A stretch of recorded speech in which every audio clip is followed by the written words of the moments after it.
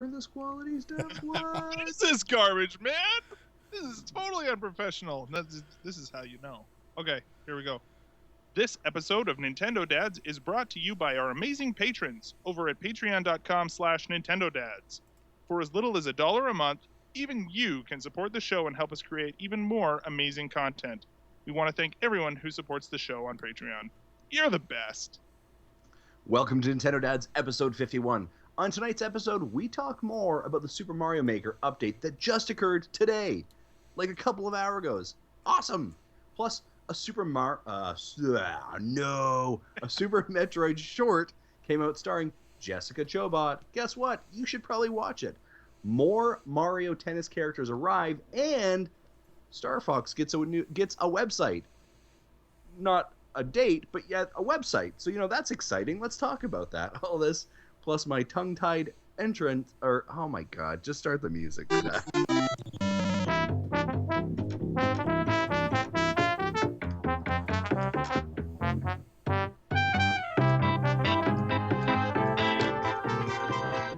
Hello, everyone, and welcome to another episode of the Nintendo Dads podcast. My name is Zach Erickson, and tonight is Wednesday, November 4th, November 2015. Joining me tonight is the tongue-tastic, tied person, Justin Masson. What's going on tonight, Justin? I hold my head in shame. Like I could not get through. Like I was defeated. I was defeated today by my Rice Krispie that I had like 20 minutes ago. It has beaten me. It has defeated me.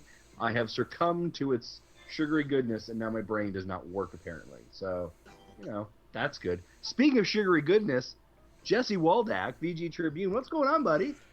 I don't always watch the Royals win the World Series, but when I do, I don't know when I'm going to bed. And that tonight is Nintendo Dads. Thanks for listening, everybody. Right on. Not salty over here. I actually don't care about baseball. Just I'm glad that you like baseball, and I'm gonna. Congratulations to the Kansas City Royals. Yeah, that's a huge thing. I know that good friend of the show, Michael, from Reactor Radio, is a massive fan. So congratulations to you, sir. Indeed. It was fun actually. This is actually my third World Championship being in the city when that happened. I was in the Minneapolis area when the Twins won the World Series in '87 and '91. So that was when I was a kid. So was able to watch the parade and have fun with that. So this year, my daughter actually went to see the parade with some of her friends yesterday, and it was nuts. It was like 800,000 people downtown. Holy cow! That's incredible. Yeah, I think my favorite sign that I saw was cell phone service, as if it was 1985. Nice. Because 85 was the last time the Royals won the World Series, and with 800,000 people using the same cell tower, doesn't work very well. Does not. Bring to its knees. Right on. Well, you know what? I think we have some Nintendo business we got to talk about. And our intro music, we've never used our intro music for this long before. And people are hearing like the full deal right now. So I think we should get into the news so we can have a little bit of suspense left over. What do you guys think? Do it. All right, let's do it. Like this.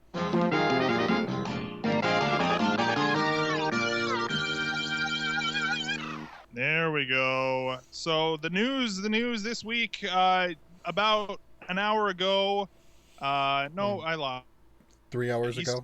3 hours ago, the Super Mario Maker update went live, and I haven't had a chance to look at it. Actually, I've got my gamepad literally sitting right in front of me, but the connection's not great. So let's talk about it. Jesse, it seems like you've had the most time with it so far. What are the big changes, and what are your sort of general impressions so far about the update? All right, Chuck, I'll start out with the big checkpoints, of which we knew most of it last week, but we were just able to this time confirm what we weren't 100% sure of, and the questions that I brought up last week as well. First, the checkpoints, it is confirmed you can have 2 per level in the form of 1 per sub-level. Okay. If you already created a checkpoint, and you grab a second arrow and try to shake it, it's not morphing. It stays an arrow. Okay. But if you then create a sub-level, then you can drop a checkpoint there. That makes sense. That's cool. Okay. One of the new features is a event courses, which is available through a new icon in the course world screen, which is it's a circle with an 8-bit toad in it. And I'm not sure how often they plan on rotating these things, but initially there are 6 levels. The first one is a level called Triforce Heroes, and in there you pick up a mystery mushroom and you become Totem Link. Oh, dude, this is awesome. And then completing that level gives you that costume, so you can use it in your own levels. And I ended up spelling that wrong in there, but the second one is Areno Maker. This is Areno from Game Center CX in Japan. Mm-hmm. If you've seen the videos and the show, you know who I'm talking about, and if you haven't, you're confused, and nothing I can do about that. But so there's actually 3 levels called Areno Maker, Areno Maker Returns, and New Areno Maker. New Areno Maker. Wow. Now I'm getting tongue-tied. You're rubbing off on me, Justin. Oh. So, I'm sorry. so I'm doing that. I imagine finishing any one of the 3 will get you the Areno amiibo costume. You know, I got it after completing the first one. Then I'm sorry. I should never have my gamepad while we're playing this, but I'm playing the Triforce Heroes level right now. This is amazing. The 3 links stacked on top of each other. It's hilarious. And in that level, every enemy is triple stacked on other enemies. Yeah, I suck at this game. I'm just saying. Well, because you are distracted, because you're also trying to pay attention to the show. Podcast. I shouldn't be doing this. Do not Mario and podcast. That is, or do. I don't know. Anyway. All right, the next level is Super Baka Rhythm Land, which apparently it's I don't know who this guy is, but he's a comedian in Japan. Apparently was involved with the commercials. He created the level, and this one I think is the hardest one of the 6. And then the last one is Ship Love, which we talked about a little last week. It was the winner of the Facebook hackathon. Oh right, yeah. So is that the only American level? Yes. Okay. Does it? I mean, like, I get that this is a game developed in Japan, but like, does it bother anybody else that it's like there was a more equal distribution here? Like, No. Like, where's my Reggie amiibo suit, man? I hope stuff like that will be coming, because which leads to my next bullet. In the page of amiibo costumes, it used to go from 1 to 100. Mm-hmm. There is now up to 110. Okay, so there's 10, and we know. Okay, we know of 2 of them. You know, Totem Link is number 102, and Areno is number 103. Mm-hmm. So we have 8 more supposedly that we don't know yet, or they don't exist yet, and they're just placeholders for future use. We don't know yet. Okay. Okay, then also mentioned last week, there's an official tab in the Makers screen that lets you play levels created by Nintendo staff. I played a few of the levels from the first creator, and when I got to the 3rd level, I tried it twice and said nope, next. You know, it's got like a 1% completion rate, and it was just crazy. Oh, jeez. You know, when you got is 3 that even fun? Like, no, it's not fun. You know, you got 3 Kameks and a giant Thwomp and a Pataboo, all before you even see a power up. wow. Like, Yeah, that's not. That's not fair. You know, there are difficult levels that are fair, but this is just punishing. Mm-hmm. That isn't fun. Okay, we talked about last week that they are going to have embedded items. You can put a super mushroom on top of a fire flower, and when it's activated, it will be one or the other depending on the state of Mario, just like in the original game. So if you're small, it'll be a super mushroom. If you already have a previous power up, then it'll be the fire flower. Does that work with the mystery mushroom? It does not work with mystery mushroom, but it That's- does work with the leaf in Super Mario 3 mode, and the feather in Mario World mode, and the propeller hat in Mario U mode. Okay. So I've tested all of those combinations, and everything works except for mystery mushroom. Okay, cool.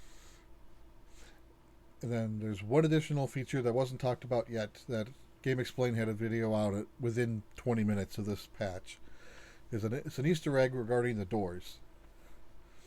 When you place a door in the Maker and then you tap on the door a few times like you're knocking on it, if you do it just 2 or 3 times, then something will knock back at you. Mm-hmm. But if you keep on knocking until someone opens the door, then I'm not going to spoil it. I'll let you see for yourself. But the character may or may not have a certain costumes on, and when he does have a costume on, the costumes will be changed based on whatever art style your editor is in. So Right. Give that a play. Very cool. Right on, man. Uh, I So I did complete all of the event courses, and played a little bit with the new features on the editor. and so overall, what are your impressions? Like, I'm liking it. It's it seems like it's cool but not game changing. That's kind of my impression. Like, I'd agree. It does fill in the big gap. The checkpoints, that was like the number one issue in almost every review that went out. yeah, But there were other obvious holes, like slopes and a few other things. Certain enemies that they wanted to see, like the ability to power up the Hammer Brothers in different ways to turn it into a Fire Brother, or other other I don't know. other types of enemies that are similar. So there's still room for improvement later. Yeah, and another patch, hopefully. Yeah. Is it enough to draw you back to the game? Because I know that you'd said like you'd kind of felt like you were kind of burnt out a little bit. Is this enough to bring you back in? I'll definitely be trying to play more levels with it again. I'm still trying to unlock as many amiibo costumes as I can in the 100 Mario Maker mode. But the big question is, as new people make new levels using these new tools, how lost are they going to be in the shuffle of the probably close to 2 million existing levels? Mm-hmm. It'll probably take a while for the new stuff to actually become relevant. Right. So, wish there was a way to filter on that. Yeah, it seems like it's a weird sort of I don't know. Like, I feel like this stuff is cool and it's great, but like I said, I don't know. I'm having a really hard time. Like, I was really excited about Mario Maker when it came out, and I mean, from the feedback that we got on Twitter this week, I feel like that I'm not the only one too, right? Like, Mm-hmm. it seems like there were quite a few people who were like, yeah, no, I totally agree. Like, it lost its appeal pretty quickly, and like for the longest time, everybody wanted to make their own Mario levels, and now they can't. And it's like, oh, awesome. Well, I think the reason it lost some of its appeal, and this goes back to its search functionality and the content creator part of it. So I am happy that we are now bringing these new sections, because I think what was happening is that you were seeing a lot of levels that were just trolling, right? And there is a difference between a individual who is a game designer by nature and just a fan of video games, right? Yeah. Those are two different approaches. And for probably the 3.3 million uploads, probably 3.2 of that is by people who believe they're just they're game players, not game designers, right? So I think that, hey, if you can say, for this next week we're offering a level from Mr. Miyamoto, right? He did this level and it's called, I don't know, Luigi's Surprise. You're going to draw people back to that game, right? So I think that's You're gonna draw them back for literally 5 minutes. right. But I think the draw is because it's from actual content creators and not just from Joe Schmo, right? Like, we've all gone through the challenge of like, hey, create a really tough level. Let me see if I can try it. Here's the theme. right? But they do need to stay on top of it to, try and create like, hey, what's your best theme? Like, what is the it was Halloween. Can we highlight 10 of the scariest levels? And you submit them, right? Like some kind of submission into more of a global contest and more of a global community than just, well, I mean, it's all globalized community, but just pull that up into a bigger socialized event. And Yeah. these event courses are a good way to showcase the ones that Nintendo wants to showcase. Well, and not only that, I feel like another big part of why I'm having a hard time getting into it is that when you're playing a regular Mario game, so much of what keeps that experience fresh is that every single level, not every level, but definitely every world, you're seeing something new. And after a while of playing one of 6 templates in one of 4, Mario styles, it gets old, so like, oh look, here's the plains one again, here's the castle theme, here's the ghost theme, here's the airship theme. Oh look, it's in Super Mario Brothers 3 this time, right? Like, there's no way to create your own, like, to maybe draw your own assets or things like that. And I mean, I realize that that's getting a lot more complicated, but I feel like that is the piece of creativity that Mario Maker is lacking currently, is your ability to, you basically have the template and that's all you have. And so there's no real, like, yes, you are moving pieces around and you're using the tools that the creators would use, but the creators would also say, what'd be really cool is if we did a jungle level. And so they'll have specific art assets that are only for the jungle level. Or if they wanted to do a Halloween level, then they would go to the art department and say, you know what, let's get some pumpkins in here, and just stuff like that you are restricted by using only the template that they give you. And that actually has a lot of, not necessarily from a game design and playability sort of, you can make the levels the same, but they all look the same, right? And I think that's the thing that keeps a lot of Mario games fresh, is because of the constant introduction of new art assets and things like that, which is totally lacking in this game. So essentially what you're asking for is more palette.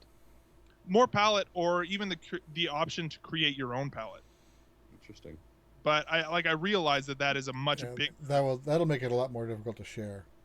Well, but I also, I mean, I think the valid point here is, like, we still don't know what their download or their DLC strategy is, or if they're even going to have one. Right. Yeah. Like, are they going to, like, to your point? I'd be fine with, like, hey, here's the, I'm going to use the word, like, holiday theme package that you can purchase for $2, and that includes all that stuff, right? And it's like, oh, that's cool, right? Like, I just think that there is so much more. I'm happy with these changes. This actually brings me back to the game. Like, I really want to go back and try this totem level, this Triforce level. Like, I really want to try that. And I think it's a good idea to keep that coming, right? To keep those sorts of levels coming, for that exact reason. If they can continue to introduce, like, those amiibo or the mystery mushrooms, keep introducing those new ones and so on, I think that's a great idea. I just worry that, again, there's creativity, and then it's just not as creative, I guess, as I would like. When I think of creative, I think there's creativity, and then there's not creativity. Well, there's creativity, and then there's like game design, and this is, like, I don't know. There's no art. Well, see, I'm saying all these things that I say them, and then they're not making sense. But there's no art asset creation here, right? Right. It's like, use what we have given you, and maybe you can make something that looks cool, but for the most part, it's about, does it play well and not does it look cool. Like, even when people really stretch the game, I'm thinking of, like, Andre Seeger's, Game Explained, where he's doing, like, the Haunted Mansion in there and all that kind of stuff.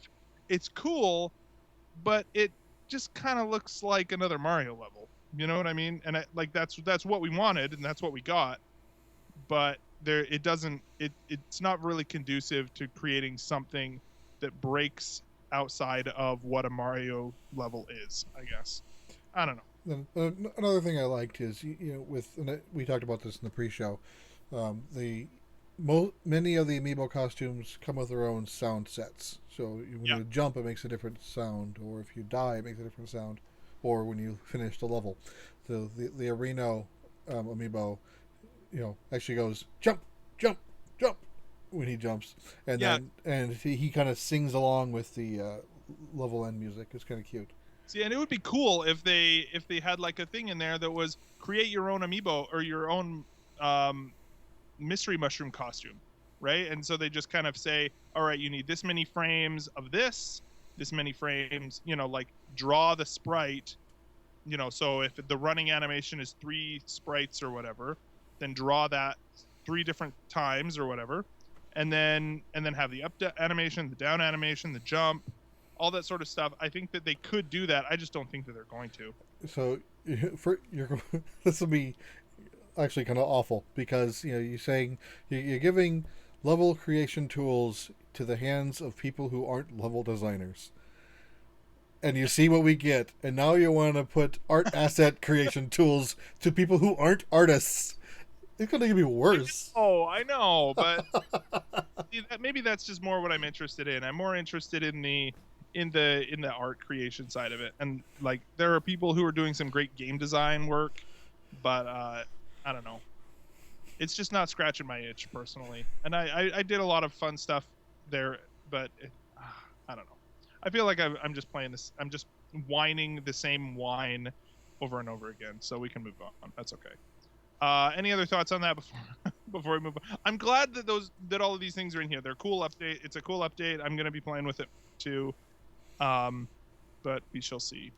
Yeah, I mean, I think that's really the part, Zach, is I'm happy that they're doing updates. Yes. Right. Because with an update gives me hope that they're going to invest more into it. And we've seen with more and more updates in other games, it just gets better and better and draws you back to it. Right. So, yeah, I mean, I think that they're not, it shows dedication to the product. They're not just one and doneing it. And, yeah, I'm excited by that. Mm-hmm. Another thing that I mentioned last week was they're going to have a more difficult version of Net Attack, and they explained exactly how to unlock it. I didn't play with that, and I probably won't unless there's an extra benefit to doing so, which I haven't heard of yet. Oh. Probably because everyone forgot about him. Yeah. We'll wait until Andre does a video about it, I guess. There you go. Right. So next up on the list here, what is this? WiiWare Game Lit is now free on iOS or Android. Has anybody here played that game? When I first heard about that, I first thought I have not heard of this game, and then after I heard playing a little bit on iOS, I'm like, I remember hearing podcasts talk about the game, when it was on WiiWare, but I never bought it on WiiWare. Mm-hmm. No, this is a Way Forward game. Yeah. Oh, this is cool. Yeah. Okay. Yeah. That's the reason why it got my attention, because it's Way Forward. Very cool. What other Way Forward stuff is on iOS? Shantae, Whiskey's Revenge, Mighty Switch Force. Yeah. Cool. Yeah, no, I haven't played this yet, but totally going to. And this was originally a WiiWare game? Yes. Okay. Very cool. So there you go, peeps. If you have iOS or Android, it is now on there for free. Next up, there is a Metroid short starring Jessica Chobot. There will be a link in the show notes. What is this here? Am I missing out? I actually haven't had a chance to watch it. What is the scoop here, everybody? It's well, it kind of came out of nowhere. I didn't know that it was coming, and it looks like it's the people who put it together. I think are like the Operation Rainfall people. It looks really like graphically is Pretty superb.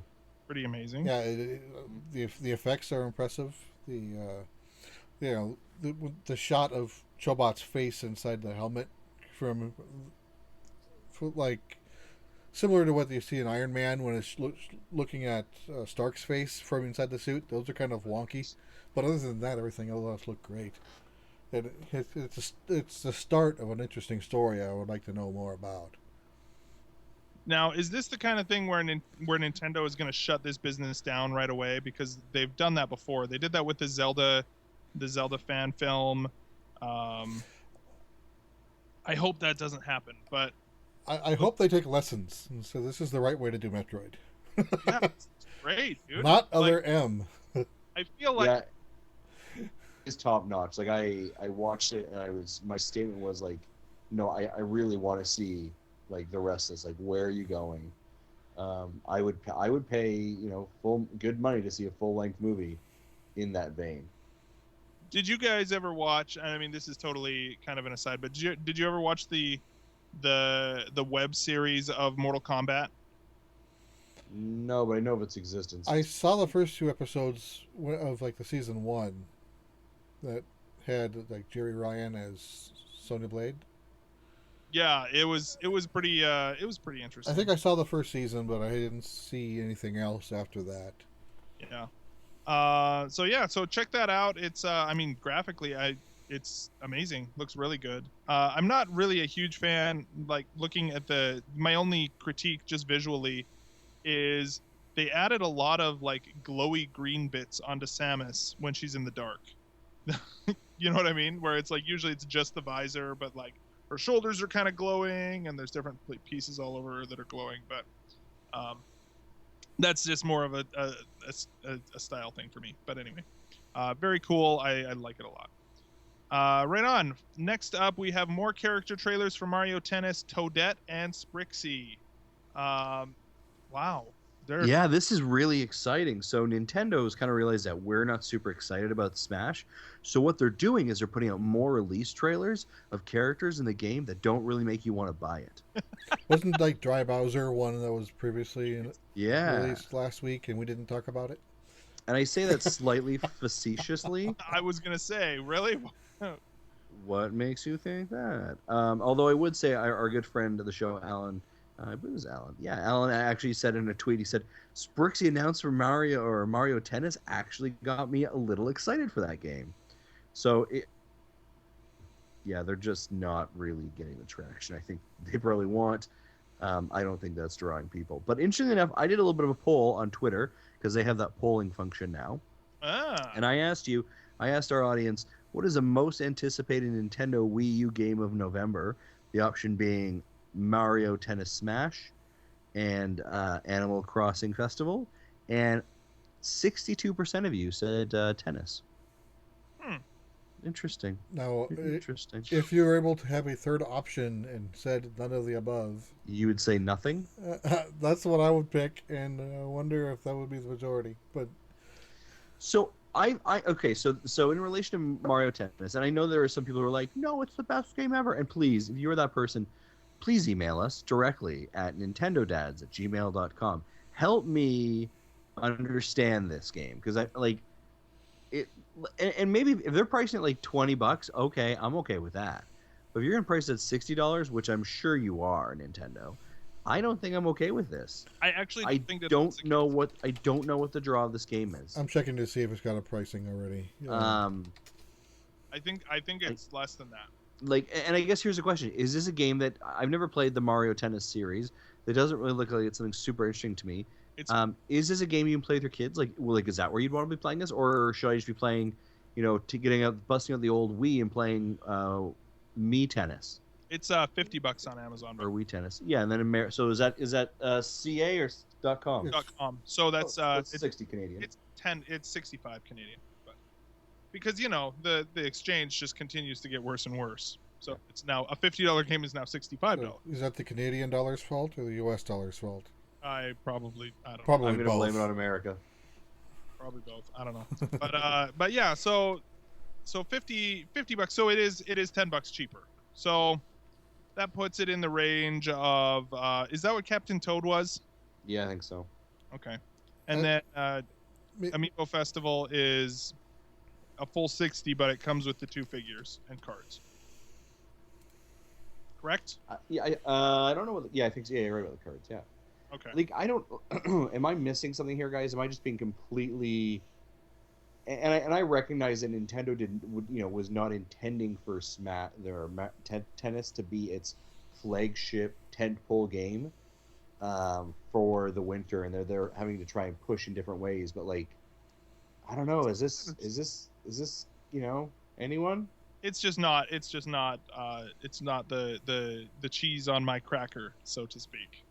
I don't know what that means. And you know what? If we get a review copy, I will take a genuine look at it and try it and see. But I think so. Like, I just don't get it.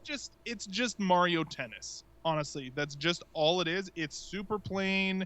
Like, do you want some Mario Tennis? Here's your Mario Tennis. I think a lot of the reasons why a lot of these Mario sports games don't have the oomph that they used to, especially back in GBA days, is the GBA games like the golf and the tennis and things like that actually had a decent RPG mode. Yeah. Whereas this is told like, a story and then integrated normal people in with Mario people. And this is nope. Here's a game. Pick a character. Go nuts. Mm-hmm. Yeah. So it's. I mean, I don't know. We'll see. We'll see for sure. But it seems to me like it's pretty bare bones. Early impressions that I've heard as well is that as far as like the starting, like the title screen and all of the menus and stuff like that are pretty bare bones as well. So just brace yourself for a vanilla Mario Tennis experience with a Mega Mushroom added in there for the back of the box. Yeah, and this is being developed by Camelot, who's done Mario Tennis games forever. So I mean, it's gonna be a good Mario Tennis experience, right? Like it will be Mario Tennis, and nothing more, nothing less. So, anyways, I feel like we're downers right now. Let's get really excited right now to round this out. Well, And because everybody knows that maybe 66% of us. yeah, let's try this out here. Let's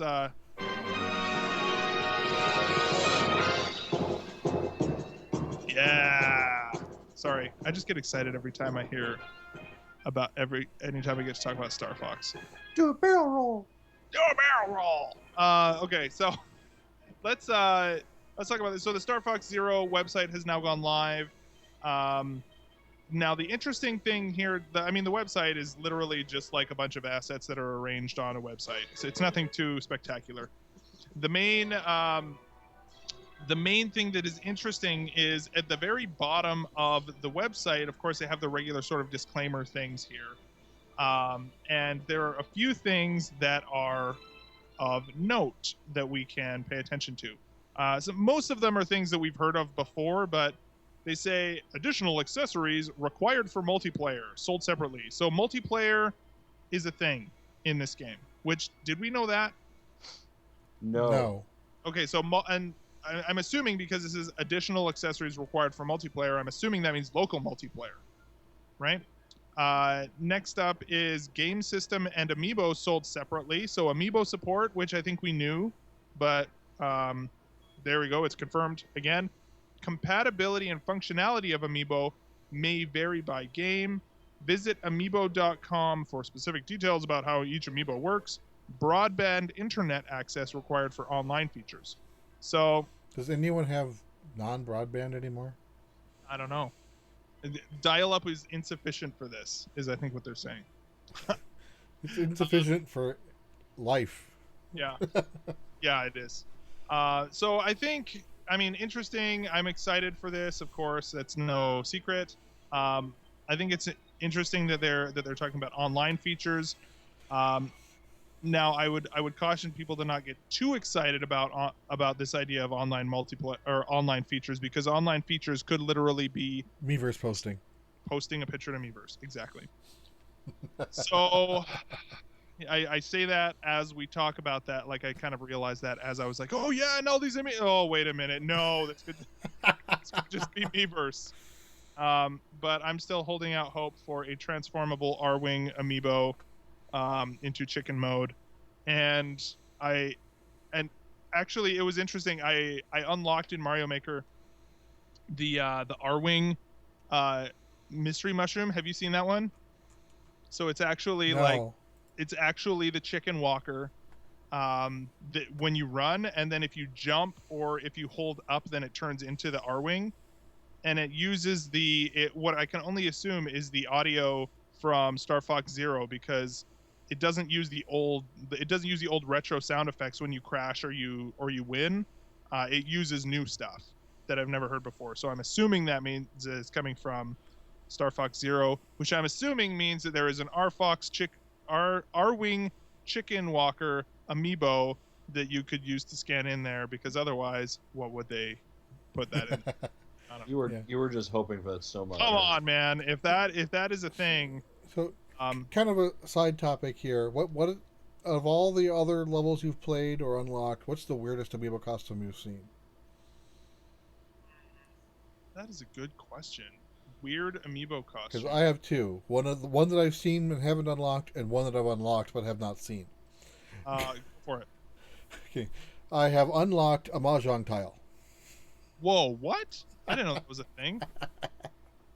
and one I have not unlocked but have seen in someone else's level, a Wii balance board. Oh, that's weird, dude. I haven't. It was weird. It's like kind of walking on itself, walking by itself. I'm looking through all of these things here. Where are we? The Pikmin one is kind of, it's cool, but it's weird, you know. Yeah, that Wii balance board. I'm just looking at a list here. Wii balance board is weird. I have the Chibi Robo one. That one's pretty cool. I like that one. Looking through these. This makes good radio. Oh, the Sonic the Hedgehog one's really cool too. Just saying.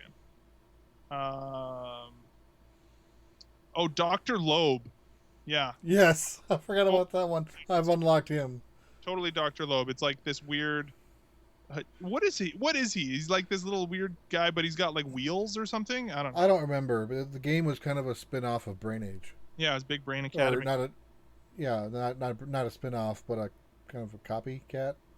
Something like that. Yeah. So yeah. By the way, just as one final note on news before we head into what we've been playing, Yokai Watch is coming out this Friday, and I believe starting Thursday, which is tomorrow, or if you're listening to this on the download, it's right now.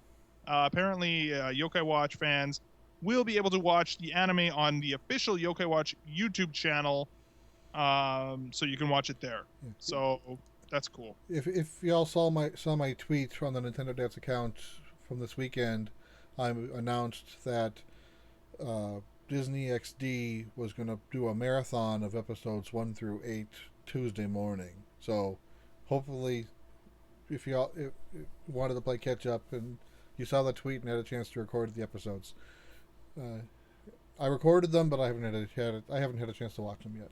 Yeah, that's super cool. Right on. So yeah, that's coming out this weekend. So all of you Yokai Watch fans, check that business out. That should be good. Reviews are coming in and they're good. Reviews are good so far, as far as JRPGs go. So right on. Let's hit into what we've been playing, shall we? Do it.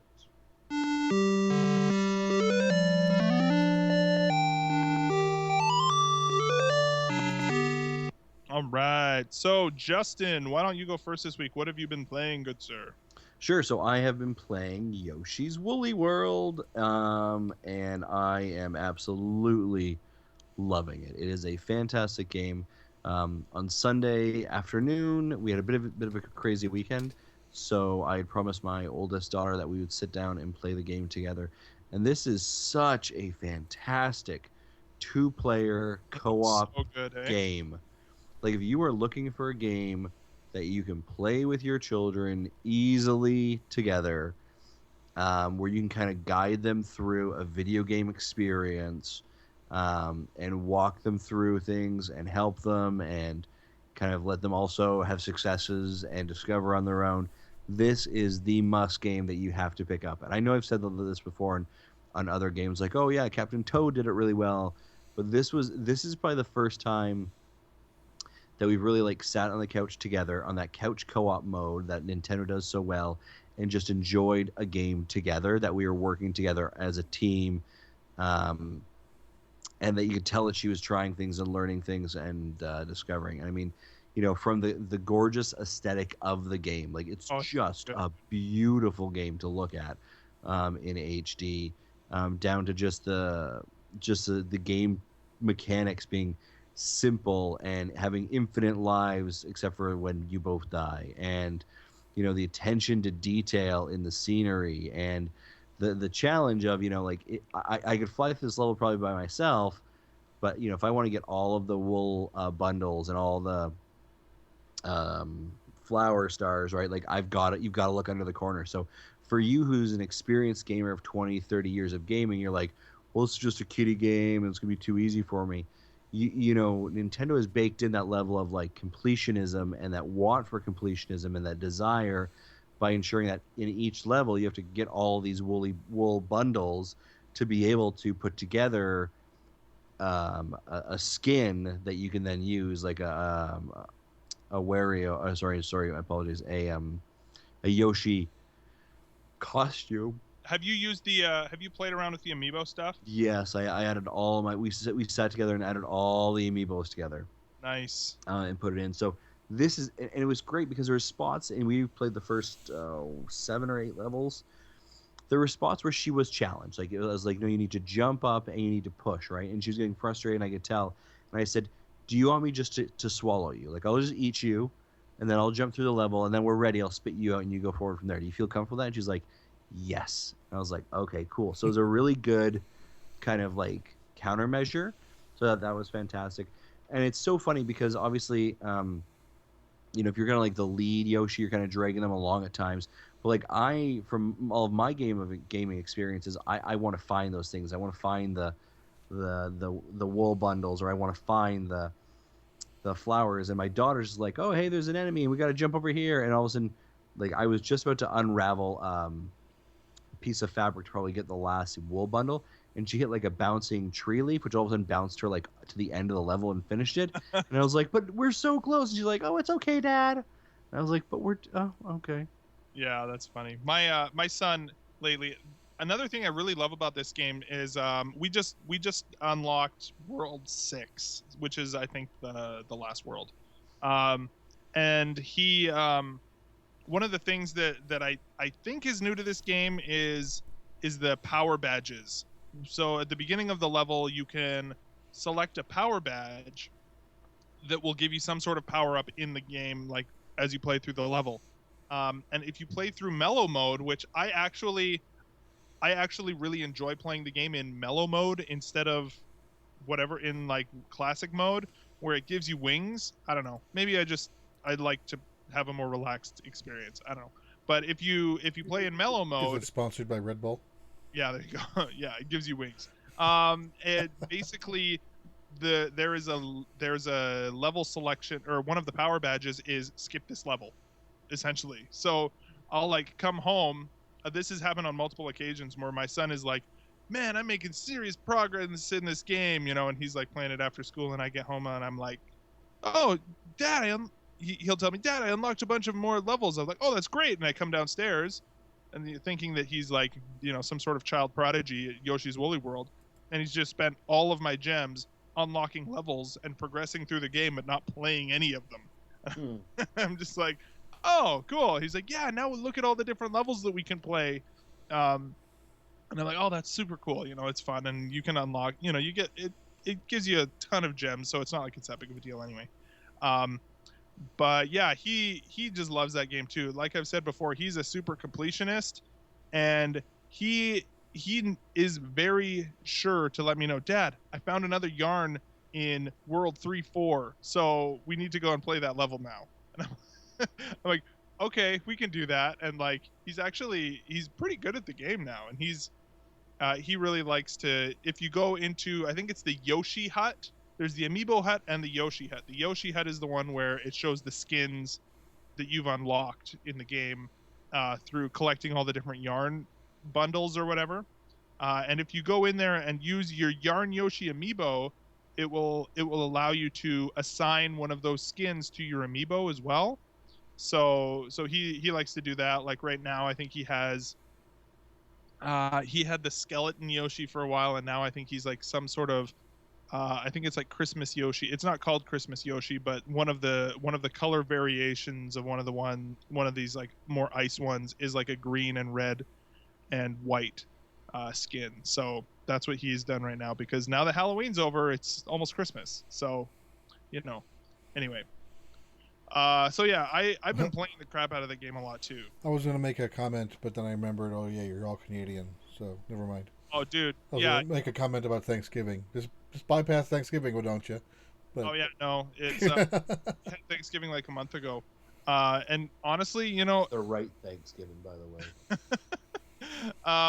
Which, by the way, as a little bit of a tangent, um, I am not a big fan. Having moved another 6 hours north, I am not a fan of daylight savings time. It is dark at 5 o'clock now. It's crazy.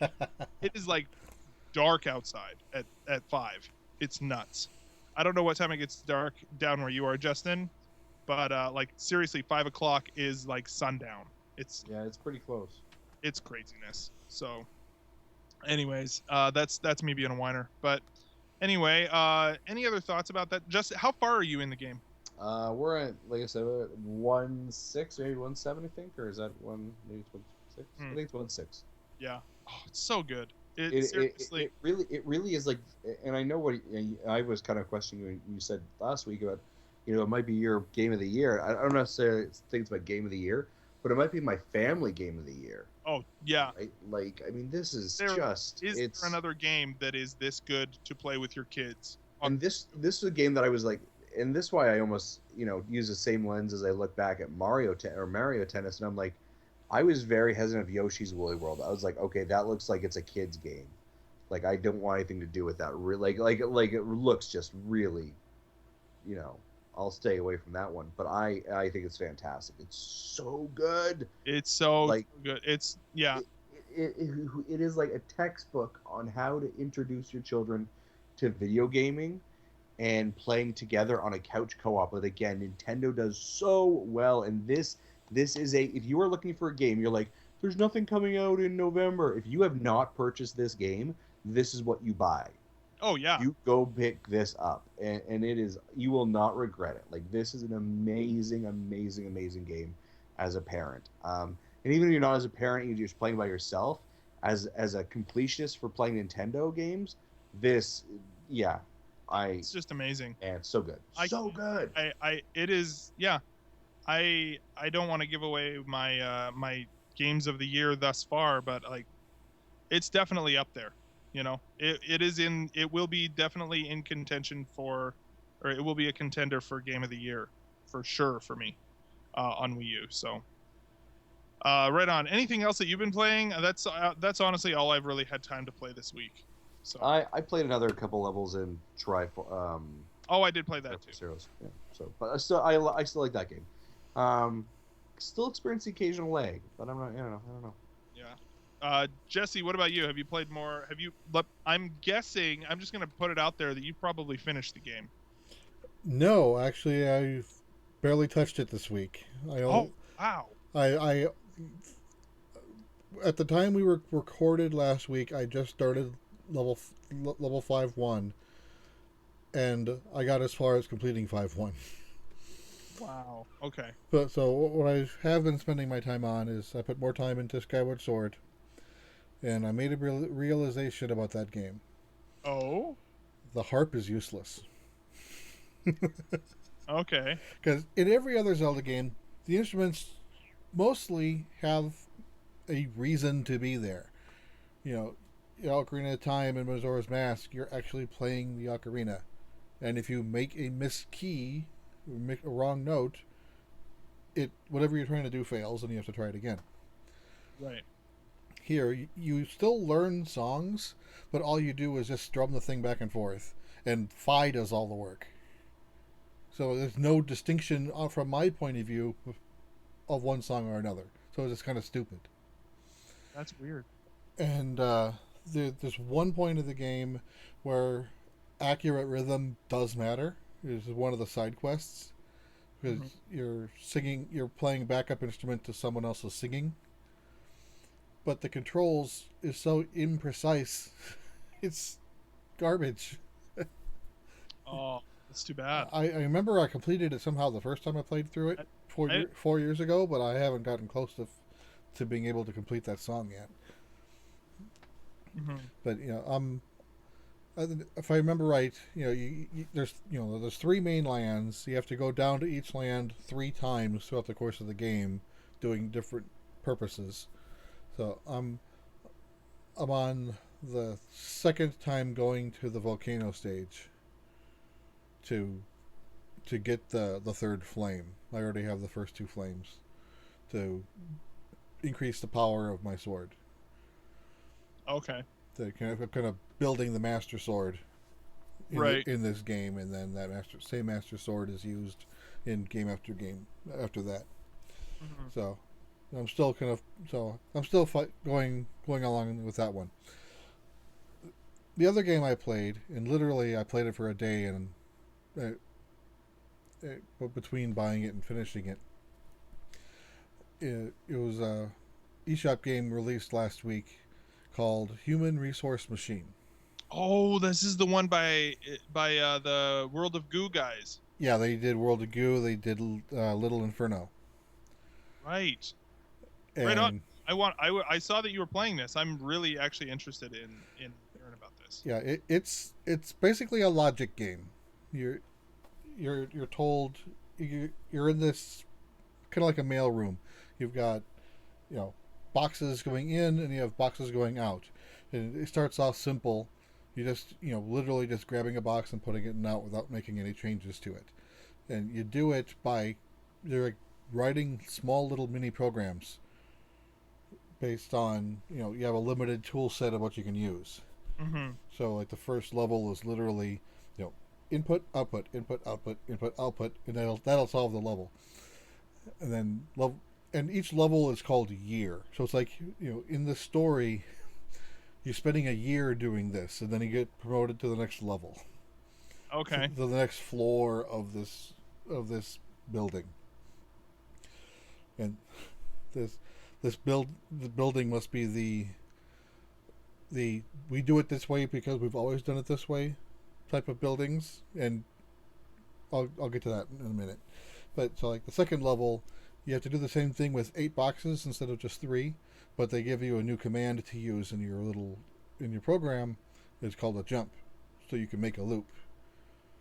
So input output and then loop it, and then you let it run and it completes. Mm-hmm. And then as levels get more and more complex, it teaches you more abstract things that you can do, such as 0 terminated strings, and how to multiply numbers, how to divide numbers. Mm-hmm. But you'll eventually get into linked lists and other reasons why you'd want to have an indirect reference variable. And then the final level is you have to build a full-blown sort routine. You suddenly started continuing to say words, and Yeah. So yeah, this suddenly these words don't make any sense to me. What's going on? This is definitely not a game for everybody. If you like logic puzzles, and you're gonna have if you've ever thought about dabbling into computer programming, or you are a computer programmer, I'd say give it a try. Yeah, I want my son to try this and see how far he gets. I don't think he'll be able to handle the end game yet, because he wants to take programming languages, but he hasn't ever started it yet. And you've got to have the logic down, right? Like, I feel like I would probably be able to get this. It's just a matter of not knowing the terminology. Right, and the way you're given a very small set of commands to use, even in the end game. So it's almost like you're writing. It's not like you're writing a Java program or a C program. It's more like writing an assembly program. Okay. So in most modern languages, if you say multiply these two variables together, you can just say A times B. But in this flavor of assembly, it doesn't know how to multiply. You've got to teach it how to do it by looping additions. Oh, what the what? Yeah. Weird. And teach it how to love. Right, and so I'm not going to spoil the ending yet. I might bring it up in the future, but I was really disappointed with the ending. It's almost depressing. You know what? I feel like, I don't know. I loved World of Goo so much when that game came out. I played the crap out of that game, and played it all the way through. And I thought, and then Little Inferno came out around the Wii U launch, and I was like, it's like a fireplace simulator. That's a little weird. I don't know. Like, I think I played it on iPad instead of Wii U, but similar sort of like, meh, it's cool, but not as good as World of Goo. And I feel like this one is, I don't know, it's so niche. Like, just looking at it, where I was like, I don't know, like, is this something that I really want to play? Like, I don't know. Yeah, Do you feel I that? didn't really like World of Goo, but I played the hell out of Little Inferno. Well, I played a lot in that game. It's just that I don't know if I would even call it a game. I guess is my Well, point. True, It's like a fireplace simulator. right, but there is a small story that kind of Right. gets dark at the end, and the same thing happens with Human Resource Machine. There is a small story going on in the background, and it gets dark. Well, and that's what even World of Goo had too, right? Like that seems like their style, where they have that weird sort of depressing, childish, or like childlike art style, but also, um, like very dark and depressing in its own sort of way. I don't know. Anyway, Yeah, so I literally bought the game on Monday and had it finished Monday night. So Oh, wow. I didn't play it nonstop because I was doing other things in the middle. But if I did have a chance to play it nonstop, it probably would have taken me 3 or 4 hours. oh, see, yeah, that's But of course, I have that mind that knows how to do this. Most people wouldn't be able to do it that fast. 'Cause, yeah. I've been I've been a full. That's my career as a computer programmer. I've been doing that since the '90s. Right. You got that stuff down. Yeah, and my sort routine that I used definitely wasn't the. Oh, one thing I should say, each level has two um, challenges that you can do if you choose to. It's not required. One is you have to have certain lines of code or less to get that achievement, and the other is the certain number of steps or less. Oh, so it's not just it's also like code optimization. Right. And most levels, many levels I was able to hit them both in the first shot. The game even says there are some levels where you won't be able to do both. Huh. You can optimize the size or you can optimize the speed, but not necessarily both. So sort, that's probably one of the first big challenges of computers back in the 70s was to get an optimized sort routine going. Because if you want to search through millions of records and find a record fast, you have to have it sorted. So, my sort routine was very inefficient. It was, like, it's hard to explain without getting into mumbo jumbo, but basically, as part of, when I went to college, I learned various methods of sorting. And I picked the one that was the least efficient because it's the easiest to code. Okay. And I could have been more complicated with the code to make it more efficient. And if I wanted to dig into my old function books, I could have done that. But basically, for that last level, I needed to get it in under like 750 some odd steps. Mm. And I think I did mine was like 1,300. Wow. I was almost double of the threshold. But I didn't care. I finished the level and I was done with it. Nice. Right on. Right on, man. Well, so that is Human Resource Machine, available now on Wii U, right? And it's also $10. okay, not too bad then. Right on. So let's head on into what we've been playing. Oh no, listener mail. We just finished what we've been playing. Do Listener it. mail.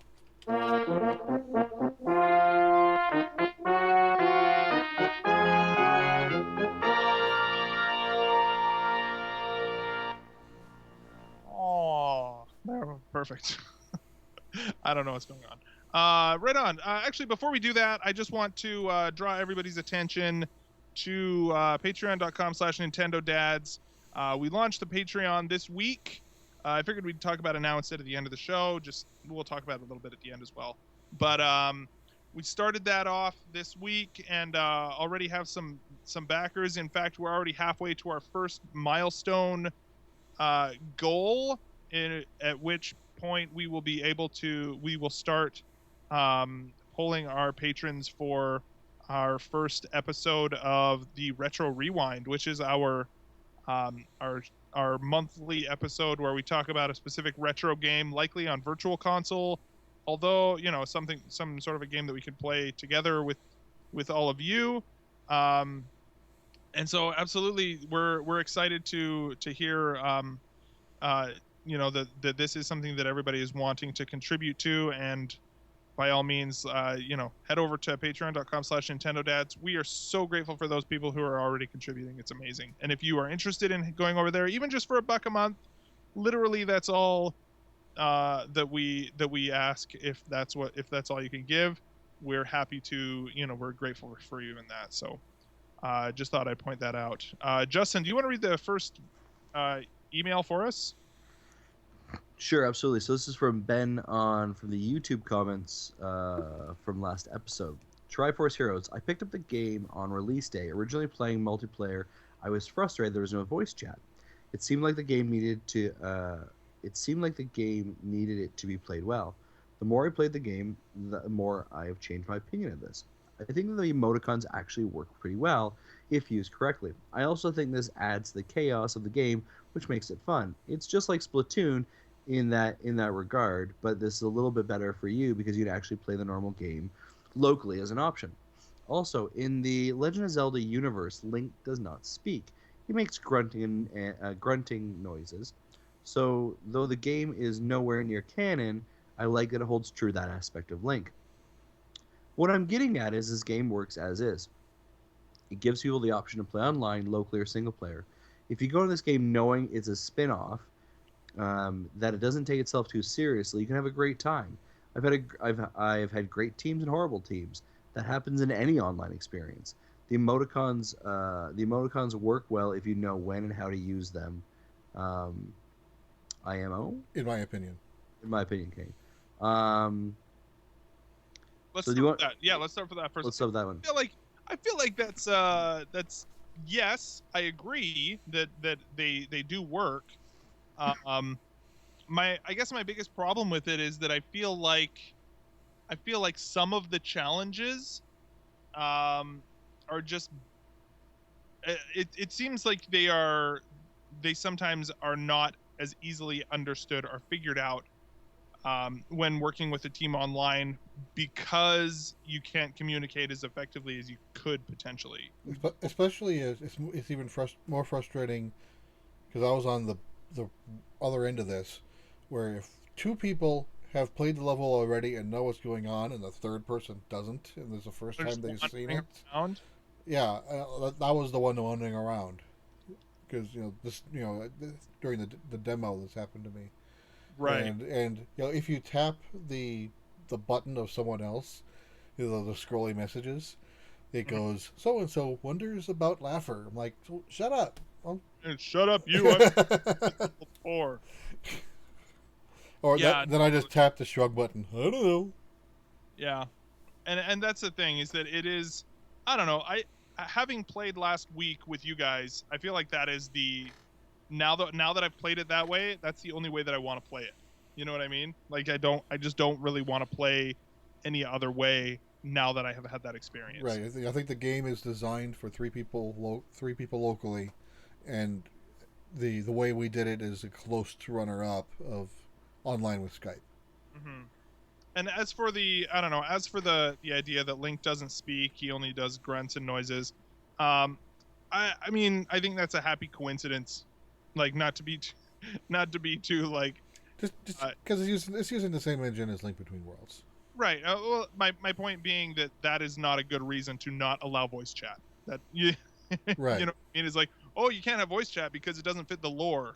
Gameplay's got to come first, and I think that is. I'm not necessarily saying that you can't have it because he doesn't speak. It's just a nice side effect, given the communication that he does have.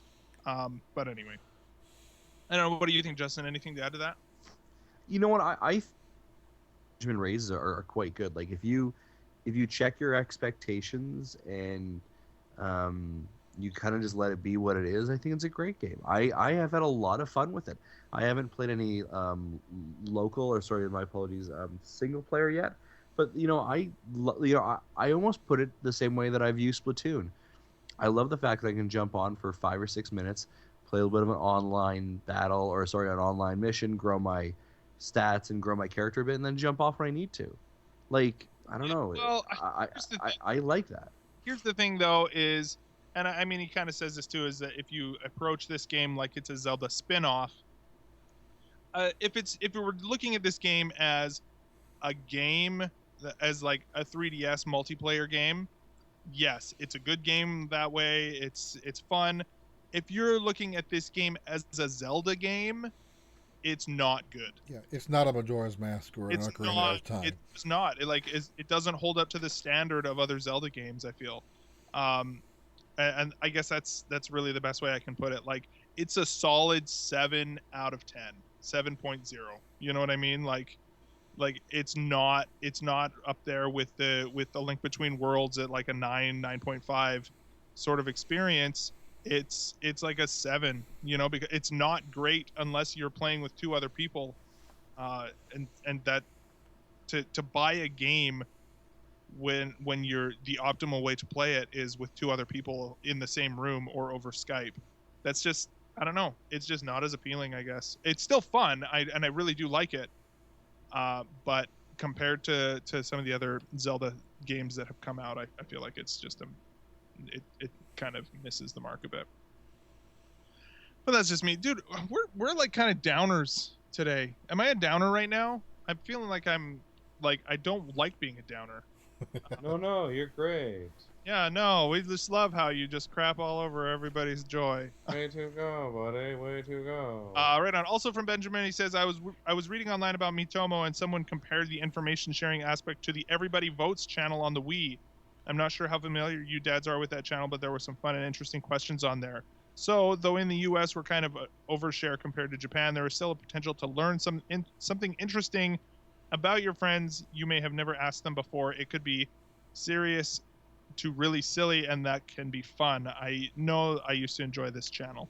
Yeah, so that's interesting. Like the Everybody Votes channel, my understanding of it, and having seen maybe the what is it, the English translation of the screen caps that were released, basically from my understanding of it, and this is just one part of this game that we know what's coming. There's so much about this game that is unknown still.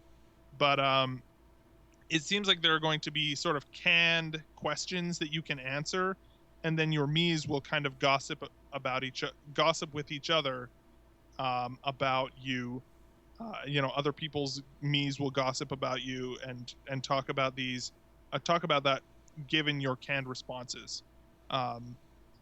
That's my impression of it. And I think it's interesting. I just want to know what else is going on with this. Like that, the communication side of it is interesting, but that seems like in like a 3DS game, that would be kind of like a background sort of, when you start the game, you fill out a couple of questions, and then they kind of sometimes are peppered into the actual gameplay. And it seems like, so far, all we know is that part of the game. Kind of like how Earthbound starts. Yeah, kind of. Yeah, like what's your favorite food? What's your favorite thing, right? And then they kind of pepper that in through the game. But imagine if literally that's all Earthbound was then like the game is Ness goes and talks to I don't know, Jeff, and he's like, "Hey, I heard you like pizza." Right? And that's the whole game, right? Like, it's like, okay, thanks, dude.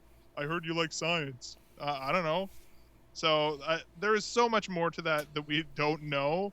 I don't know. I'm interested in it still, but I do remember Everybody Votes. What were the other weird Wii channels, like the Check Me Out, right? Like the custom Mii contest. I actually played that one a lot. I participated in those contests quite frequently. Well, Everybody Votes reminds me of Splatfest. Yes. Yeah, for sure. So yeah, Jesse, do you want to read the last email here? Sure. This is from Alan Haas. Yeah. Do you think Nintendo is sabotaging the NX's launch with the terrible end-of-life care they are showing the Wii U and 3DS? Since E3, it has been getting harder and harder to be a Nintendo fan. I was planning on getting a PS4 next year, but thinking of holding off on the PS4 until after NX reveal. But I realized there was nothing coming out on Wii U or 3DS that I want except for a few indie games. I don't expect Zelda on Wii U. It's not showing a 2016 release date. It still says to be announced. At the same time, there are several good PS4 games I can pick up cheap from Amazon.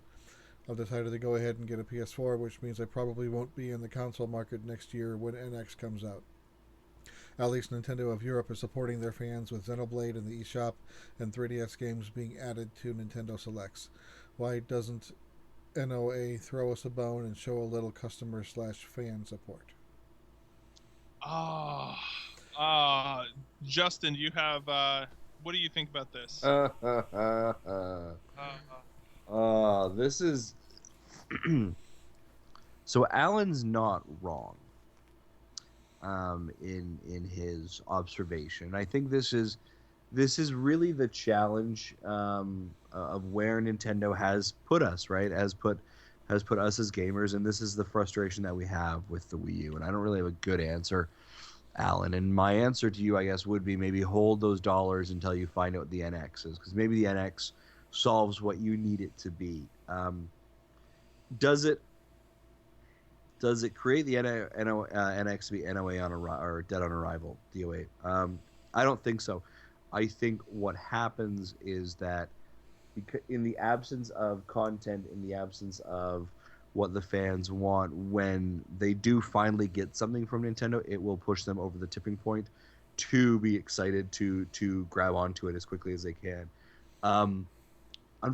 Unfortunately, this is just the life cycle of how consoles work. And I mean, I'm just as I'm just as frustrated with you, Alan. I mean, I have the new 3DS that I purchased, 3DS XL I purchased in February, and you're right. I don't think I have any games that are exclusively for it, built for it, that was needed for it. But what I am excited about is the fact that I have this amazing back library of all the awesome 3DS games, both digital, eShop, and both in-store purchase ones that I have bought.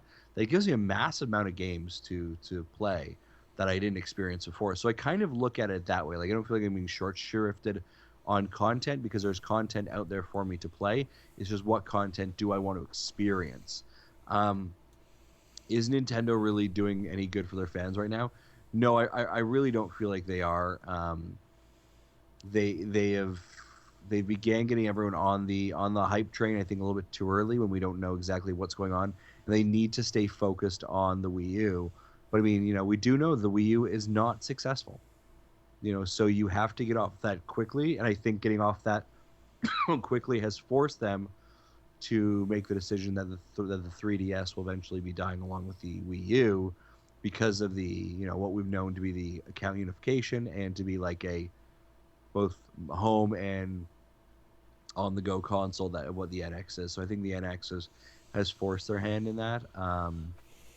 I don't know, guys. What do you think? I think you're right. Like, here's the thing: is I pulled up the game listing again for next year from what we have that we know is coming, and I mean I think there are several games to be excited about, but it's not like having Federation Force. What's that? Yeah, like it's not like there's ever been this sort of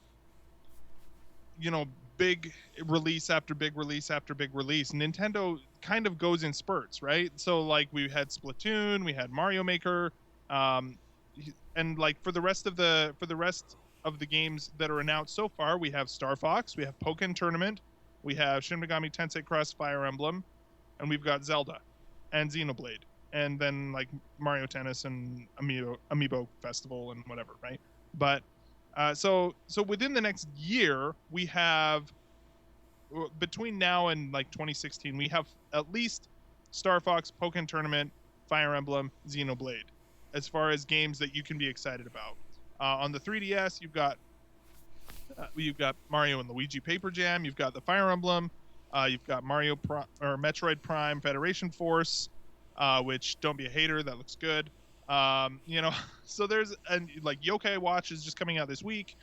So, but it's always been this sort of thing where a game comes out and then you wait 2 or 3 months for the next new game, and every once in a while, like lately, we had a bunch of games all come out in one big shot. There's Yoshi's Woolly World. There was Chibi Robo, which was meh, kind of okay. Triforce Heroes. Zeros, right? There's a lot of stuff that has come out. And the thing is that are those games that you're interested in? And if not, maybe maybe the PS4 is a better solution for you if you're looking over there and saying, man, I want to play all of those games. Nintendo platforms haven't been a third-party platform for a long time, and they likely won't be for a while.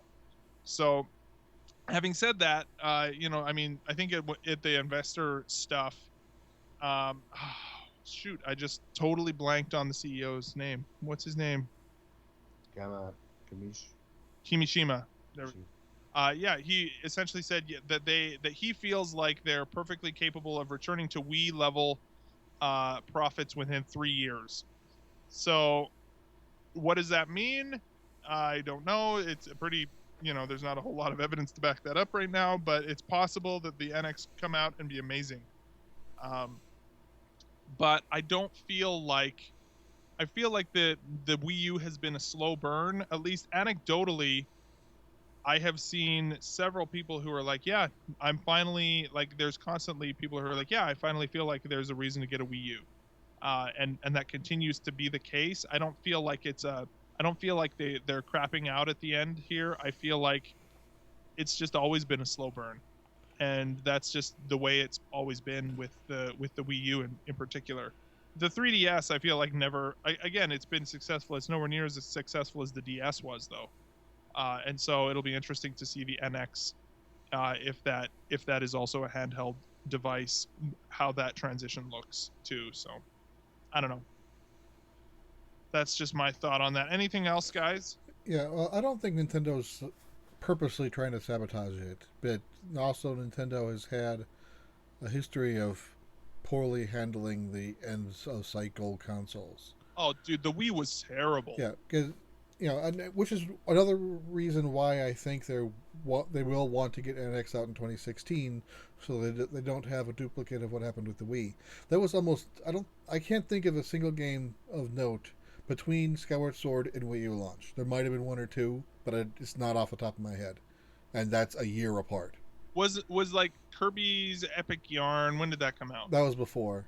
It was. I think. Yeah, the Kirby Return to Dreamland might have been in there. Yeah. But that's probably it. So there was hardly anything that last year. So at least here we know we have Wii U has games coming up until the end of it, which is better than they normally do. Which, of course, it's only a 4-year life cycle. It's the lowest the cycle length they've ever had, but they got to do it because it's not selling systems. Yeah, exactly. What else was I going to say? Oh yeah, about the Xenoblade thing. When Xenoblade was launched in North America in 2012, it was a GameStop exclusive, and I'm wondering if that might also be the reason. If that exclusive contract is still in place, they can't put it on eShop. Right. I don't know how long those things last. Maybe. Yeah, that's a possibility for sure. And 3DS is, by the time, presuming this launches in November 2016, 3DS will be 5.5 years old, where the DS was about 6.5 to 7 years old when 3DS launched. So it's still getting in that end of life cycle as well. So yeah, I mean, like looking at this, yeah. So like Xenoblade came out after. But the end of DS had amazing games. Yes, that's true. Yeah, DS. I mean, DS, man. The DS life cycle. Wow. Is there a better? It also did have better third-party support. It had Square Enix and Atlas put out a ton of stuff for it. Yeah, they did. Yeah, that's true. So, 3DS isn't as strong as the end of DS, but it's still got stuff going on. Yeah. Right on. Very cool. Well, thank you, Alan, and We've actually got Zach. We've actually got a couple Twitter questions. oh yeah, go for it. Yeah, so I put a call at Twitter. So this question came in from our friend Eric Plunk, and Eric asked, "What are your experiences with the Virtual Boy? I changed my mind at the last minute, the Christmas it came out, and got Donkey Kong Country 2 and Killer Instinct instead. I have never played one, and I've always been curious about the console. Do you think we'll ever see Virtual Boy Library released on a 3DS Virtual Console?" I don't think so, just because I think Virtual Boy is kind of abandoned on the 3DS. We just talked about 3DS as approaching end of life, and I don't think they're going to start anything. And in North America, Virtual Boy only had 11 games anyway. And were any of them worth moving over there? I thought I heard one or two of them were decent. I know it was the first Shin Megami Tensei game on a Nintendo system was on Virtual Boy. I and Eric, to answer your question about what was my experience with the Virtual Boy, I had a really good friend where I grew up. His brother actually bought a Virtual Boy. He was an early adopter of technology, and I remember going to his house and hanging out in his brother's room, and all of us kind of sitting around like playing Virtual Boy for a couple of like an hour, right? We take turns going back and forth, and it was a very interesting experience. Like, it was very odd. It was structurally very odd to kind of sit there with it. The games were kind of hurt your eyes a little bit by the end of it. Didn't really feel like I was very good at it either. Now we know that, historically, Virtual Boy is basically the flop of Nintendo. But I would think the interesting thing to remember about what Nintendo does is, even in their, the Virtual Boy, the technology, the theory, the idea behind it, that had to come for us to have success in the 3DS that we have now, right? So Nintendo's ideas sometimes are failures and their wins. Those ideas just kind of get parking lotted or put on a library or a shelf for a little bit of time for us to come back to it. Because, I mean, you can make the argument that the 3DS now is Virtual Boy 2.0, but just done really effectively, right? And not using the goggles, so to say, right? But I mean, I think that was our first experiment. I would say if you get an opportunity to try one out, definitely, try one. And I think you might, you might be able to even pick them up at like, secondhand stores for relatively cheap. But it's definitely a piece of Nintendo's history, for good or for bad. I'm looking on eBay right now, by the way. Okay. And they're going for anywhere between $130 Canadian, $250 Canadian, 200. It looks like around $200. Between like 150 and 250, maybe even $300. Yeah, interestingly enough, I mean, the Virtual Boy is a piece of Nintendo's history, and probably their biggest flop in all of Nintendo's history. But I think it's a very interesting thing. I would also probably make the statement that you making your choices for both Donkey Kong Country 2 and Killer Instinct was probably the right decision. Yeah, slightly. Yeah. It's, Virtual Boy launched like the first year I was married in my first marriage, so I had like no disposable income. yeah, And I saw it in a Target, and it was a demo station up, and I played a little bit of it, and I'm like, I would like one of these. I just can't afford it. Well, it seems like using Virtual Boy as a demo unit is a surefire way to get pink eye.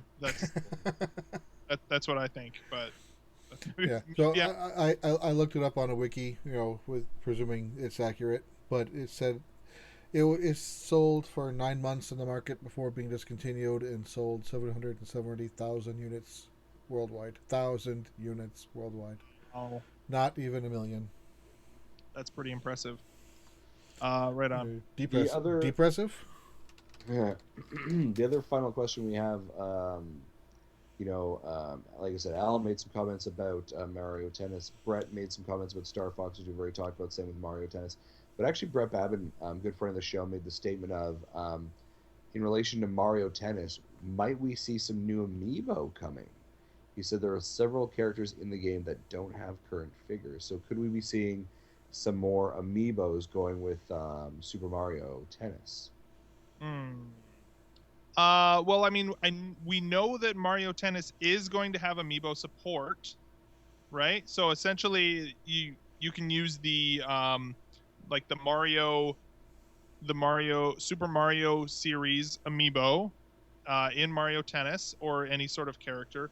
It says compatible. I just pulled up a story here on Polygon, which is back from October 22nd, right? Launches on the 20th. Where are we? Amiibo support allows players to use the figures as partners in online doubles matches or against AI-controlled opponents in the offline knockout challenge mode. The more an Amiibo character is played, the more experience and skill it will gain. Think Smash Brothers, right? Compatible Amiibo include Mario, Luigi, Peach, Bowser, Yoshi, Yarn Yoshi, Rosalina, Wario, Toad, and Donkey Kong. So it basically is doing the Smash Brothers thing where you can control or train your opponent or your partner or whatever. I don't think we're going to get any additional figures, though. The last thing that we need is another Mario or Luigi amiibo out on the... Right, but I mean, like, you know, what about Toadette? What about Sprixie? What about Dry Bones, right? I think if we see them, they'll be, like, wave 2 of the Super Mario line. It won't That's be a good way Mario to Tennis put it. specific. That would be my guess. Because there are still some characters in Mario Party, for example. You know, there are some figures or the like assets in that game. If you use Rosalina, for example, or Wario or Donkey Kong, that have a amiibo type figure in the game that has not been manufactured as an amiibo, right? So even though you use the Smash Brothers Rosalina, there's a different Rosalina figure that shows up in Mario Party 10, right? Yeah. And so I mean, I think that they're more likely to create a wave 2 of the Super Mario line. That's smart. Thanks. But yeah, I think that's smart as well for them to have the Mario, like the Smash Brothers sort of effect there. So yeah. Anything else on that, Justin? Are we... That's it for Twitter questions. Thanks everyone who submitted them. Right on. Well, while I look for the music here, do you want to give the last sort of information here in the notes? Yeah. So as a reminder, you can, as we're closing off, we got a couple things to remind people of. Obviously, Zach has talked about our Patreon, so we appreciate support. If you find value for value, any $1 will be sufficient if that's something you can do. And again, we appreciate all of our Patreon supporters helping us reach our goals. You guys are truly awesome. You can also find there is a Nintendad Reddit thread, so you can check out on Reddit on the Nintendad thread for information. Nintendads.reddit.com. Yep, absolutely. Yeah, shortly after that Reddit subreddit was started, I started listening back to our After Dark episode 6, what things we wanted to happen, and one of the things we talked about was to have a place where our listeners could talk with other listeners, and then this thing pops up. I'm like, that's perfect timing. Yeah, absolutely. No, it makes sense. So there you go. So guys, check out that Reddit thread. It's a great place to be. Jesse, the Google podcast, we're on there now, yeah? I don't think the service has gone live yet, Okay. but as soon as it does go live, we'll be there on the ground floor. Perfect. We love it. I think I think they're going to send an email out to us when they do go live. Awesome. As usual, you can find us on Twitter at Nintendo Dads. You can like us on Facebook, Nintendo Dads. Follow us on Instagram, Nintendo Dads. You can email us. Email is a thing, nintendodads@gmail.com. You can follow us on Twitch. That's twitch.nintendodads.com. Nintendo Dads. YouTube videos, youtube.com/c/Nintendo Dads. You can call in and leave a voicemail. We have a phone. We have staff manning this phone, waiting to take calls for you. 24 hours a day, 7 days a week, 365 days a year are there for your phone calls. You can call them at 929-25-NDADS or 929-256-3237. Big thanks to OC Remix for the music throughout the show. And big shout out to Carter Johnson, who provides our amazing artwork. You can check her out at megacarter.tumblr.com. And if you're going to change the world in any way, please head over to iTunes, Stitcher, check us out, leave a 5-star review. We love it. You love it. Everybody loves it. Helps us get in more ear holes around the world. And of course, check us out on vgtribune.com. For myself, for Jesse, and for Zach, thanks for watching. Bye-bye.